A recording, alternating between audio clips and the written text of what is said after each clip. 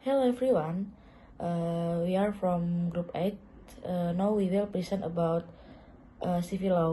We are focusing on civil law because the cornerstone of legal system for over half the world.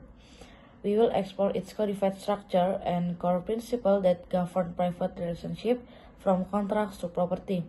Let's dive into this essential legal tradition. Before going into the material, let me introduce myself and my group members. My name is Niki Farni Octavia with final name 721 and my two colleagues name Dimas Rafi Islami and Lintang Andaya Hoernisa. So, criminal law or Roman law was first applied in the Roman Empire and codified by Justinian in the 6th century. This law governs fundamental aspects such as the law of individuals, both natural persons and legal entities, family, inheritance, property, obligation, unjust enrichment, as well as contracts and the legal protection of these rights. Jadi hukum perdata atau hukum Romawi mulai diterapkan di Kekaisaran Romawi dan dikodifikasi oleh Justinian pada abad ke-6.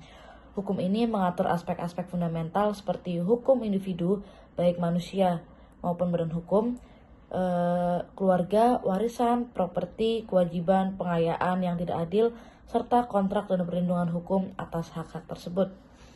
Next, although it has undergone change, since its initial codification, the core issues and legal relationship it regulates remain the same, with the purpose of codification being to systemize and modernize the law, reforming rights through a written code. The codification of this law plays a constitutional role by enshrining previous legal principle in written form. Jadi, meskipun mengalami perubahan sejak kodifikasi awal, inti masalah dan hubungan hukum yang diatur tetap sama. Dengan tujuan kodifikasi untuk mensistemasi dan memodernisasi hukum, serta menegaskan kembali hak-hak melalui kode tertulis. Serta kodifikasi hukum ini berperan konstitusional dengan mengukuhkan asas-asas hukum sebelumnya dalam bentuk tertulis. And the last, civil law is fundamental because it forms the basis for learning other areas of law and is essential for maintaining social order with norms regulating relationship between citizens and law enforcement against this. Civil law recognizes status, administrative regulation, and custom as source of law. Its main divisions are public and private law, with a focus on protecting private property rights and freedom of contracts from state interference. Jadi, hukum perdata bersifat fundamental karena menjadi dasar pembelajaran hukum lainnya dan sangat diperlukan untuk menjaga ketertiban sosial dengan norma yang mengatur hubungan antar warga dan lembaga penegak hukum. Hukum perdata mengakui sumber hukum berupa undang-undang, peraturan administratif, dan kebiasaan. Pembagian utamanya adalah hukum publik dan private dengan fokus pada perlindungan hak milik pribadi dan kebebasan berkontrak dari campur tangan negara. Hello everyone, my name is Dimas Rafi Islami and now I will explain criminal law. Criminal law regulates the state prosecution of individuals who commit criminal acts that have been defined as crime. This differs from civil law, which involves the resolution of disputes between individuals. Prosecution is carried out by the prosecutor or district attorney, and the court can impose various penalties ranging from the death penalty, imprisonment, fines, parole, probation, to community service. Crimes are classified into categories such as crime against person, example assault, property, example robbery, public order, example prostitution, and corporate crimes, example insider trading.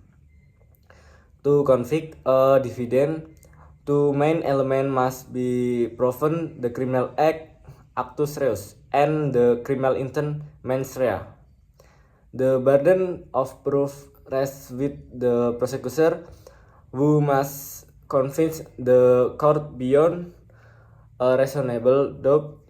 Crime are differentiated by severity, felonies that can result in the death penalty or long prison sentence and misdemeanors that are only subject to fine or brief sentence.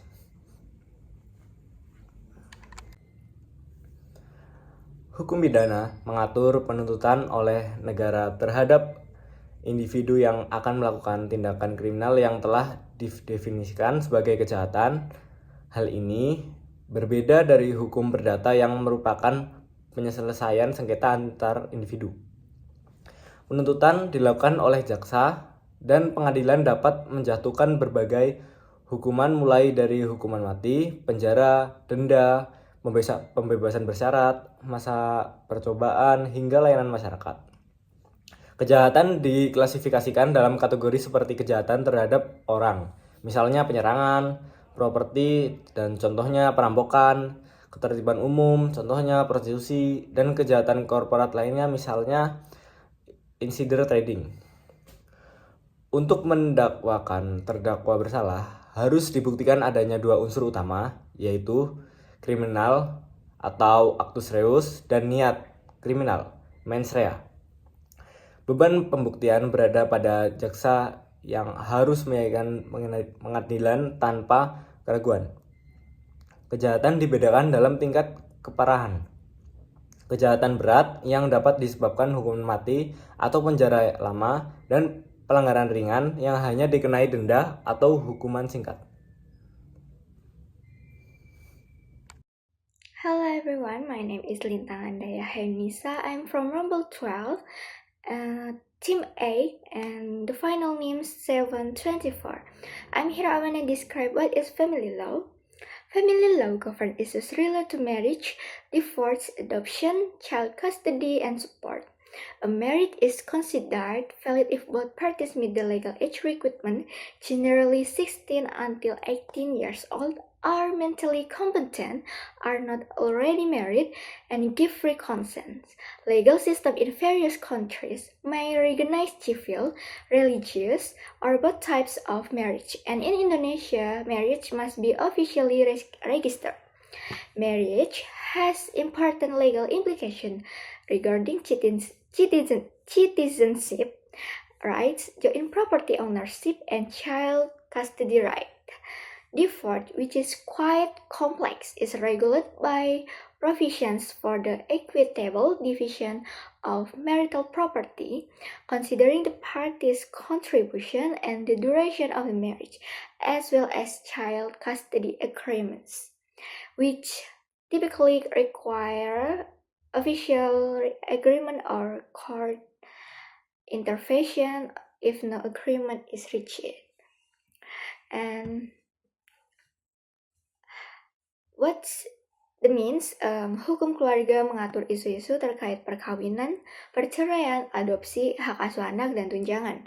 Pernikahan dianggap sah apabila kedua pihak telah memenuhi syarat usia legal, umumnya 16-18 tahun, cakap secara mental, belum menikah, dan memberikan persetujuan bebas.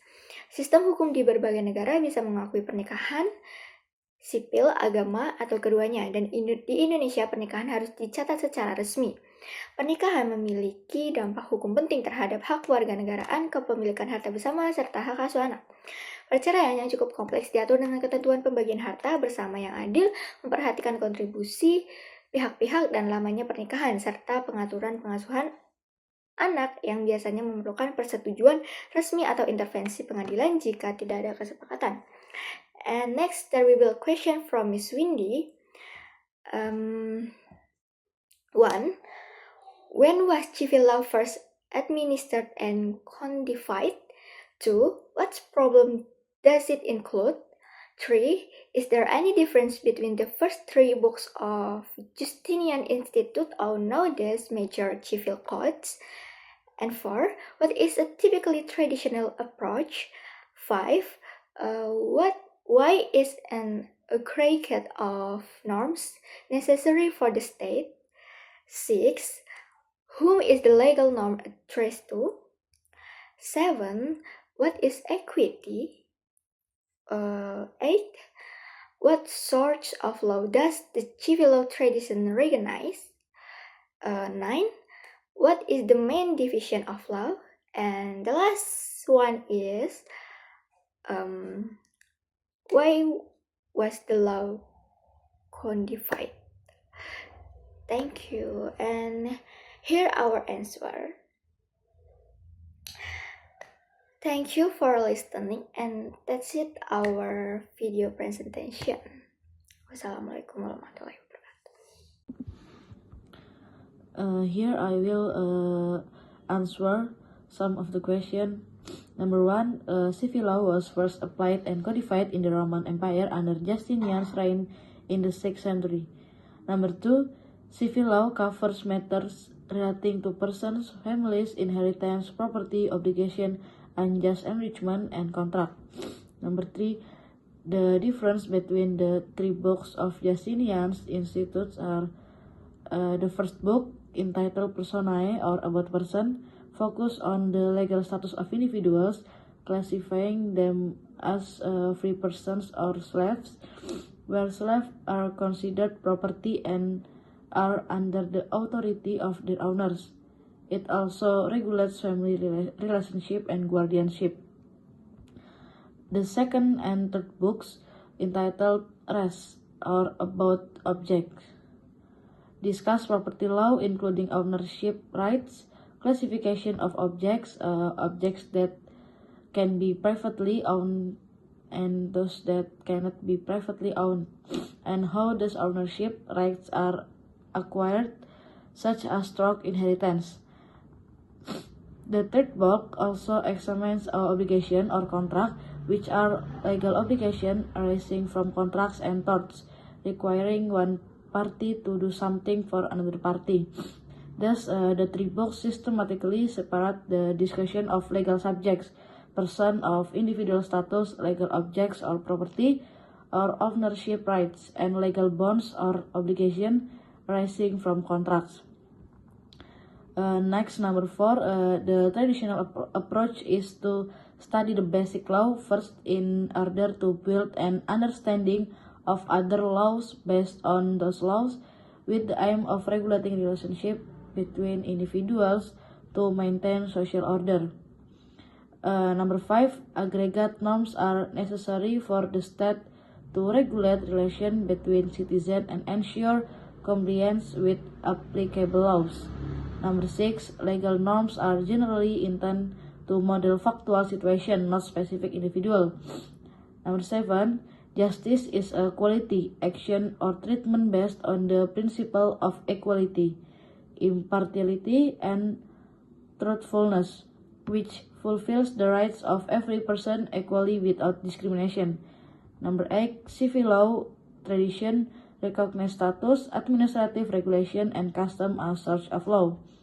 Number 9, the main division is between public law and private law. And the last, number 10, law is codified to unify, systematize, and modernize legal rules, emphasizing individual rights and freedoms within a clear legal framework.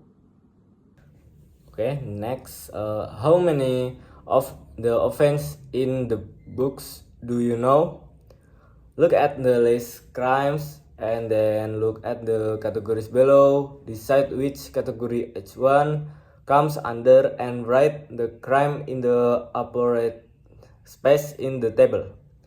Crime against the person is assault, battery, domestic violence, homicide, manslaughter, kidnapping, rape, armed robbery, and then public orders offense, bribery, drug trafficking, embezzlement, extortion, forgery, fraud, insider dealing, money laundering, obstruction of justice, tax evasion.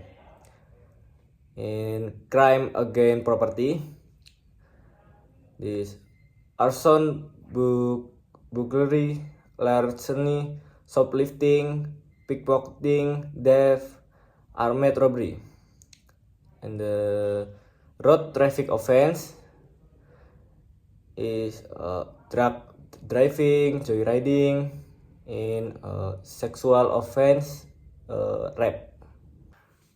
and match the words on the left with the words on the right to form collection. Some word can be used more than once. The answer: 1 to A, 2 to E, 3 to F, 4 to D, 5 to G, 6 to E, 7 to G, 8 to B, 9 to G, 10 to C, 11 to H.